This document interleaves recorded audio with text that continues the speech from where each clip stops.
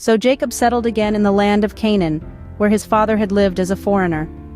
This is the account of Jacob and his family. When Joseph was 17 years old, he often tended his father's flocks. He worked for his half-brothers, the sons of his father's wives Bilhah and Zilpah.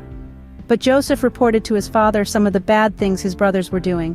Jacob loved Joseph more than any of his other children because Joseph had been born to him in his old age. So one day Jacob had a special gift made for Joseph, a beautiful robe. But his brothers hated Joseph because their father loved him more than the rest of them. They couldn't say a kind word to him. One night Joseph had a dream, and when he told his brothers about it, they hated him more than ever. "Listen to this dream," he said. "We were out in the field, tying up bundles of grain. Suddenly my bundle stood up, and your bundles all gathered around and bowed low before mine." His brothers responded, "So you think you will be our king, do you? Do you actually think you will reign over us?"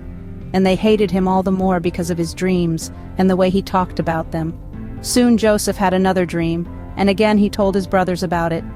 "Listen, I have had another dream," he said. "The sun, moon, and 11 stars bowed low before me." This time he told the dream to his father as well as to his brothers, but his father scolded him. "What kind of dream is that?" he asked. "Will your mother and I and your brothers actually come and bow to the ground before you?" But while his brothers were jealous of Joseph, his father wondered what the dreams meant. Soon after this, Joseph's brothers went to pasture their father's flocks at Shechem. When they had been gone for some time, Jacob said to Joseph, "Your brothers are pasturing the sheep at Shechem. Get ready, and I will send you to them." "I'm ready to go," Joseph replied. "Go and see how your brothers and the flocks are getting along," Jacob said. "Then come back and bring me a report." So Jacob sent him on his way, and Joseph traveled to Shechem from their home in the valley of Hebron. When he arrived there, a man from the area noticed him wandering around the countryside. "What are you looking for?" he asked.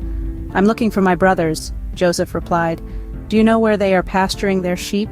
"Yes," the man told him. "They have moved on from here, but I heard them say, 'Let's go on to Dothan.'"